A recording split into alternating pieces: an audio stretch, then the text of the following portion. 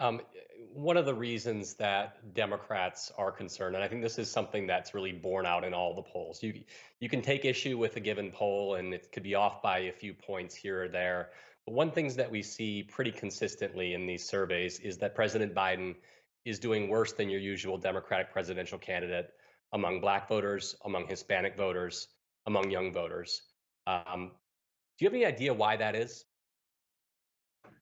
Well, and I don't want to dismiss the polls, and I don't want to be that guy. So, I always think when you say, "Look, the only poll that matters is election day," that's usually when you're losing. When people who say that, so I We do can think agree they, on that. yeah, yeah, absolutely. But there's time here, and I think with the former president being in court with the focus on that the binary choice hasn't come home to roost with people yet. That the idea that, look, I might not be totally enamored, but my God, the choice is unbelievable. And I think with young people, we should very much listen to them. I've got a 23-year-old who's lived through this. Look, she was born a few months before September 11th. She was in grade school during the wars in the Middle East and Afghanistan. The Great Recession came along. President Obama was when she was in middle school, kind of going there. Then we had COVID. Here in Minnesota, we had George Floyd and a racial reckoning.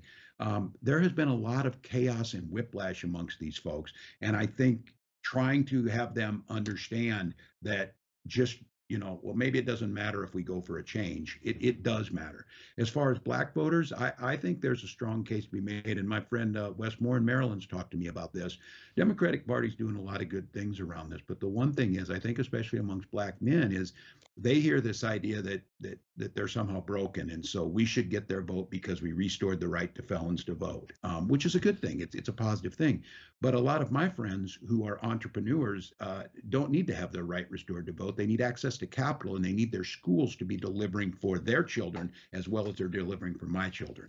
And I think some of that is that no one's really talked about this, and this issue's gotten a little bit worse. And I think once we get closer to the election, once the campaign starts to hone in, you see the president focusing on these groups, and we need to talk honestly to them. And then with Hispanic voters, we need to have an honest conversation about all of the things that they care about. And that includes immigration, a real conversation about how do we secure the border, but at the same time celebrate, the immigrant community we have here and understanding we need it for the economy. So we've got time. This isn't the freak out weeks in front of the election, but again, I would make the case of this. So if you're not really happy with Joe Biden, that guy is the answer on the other side.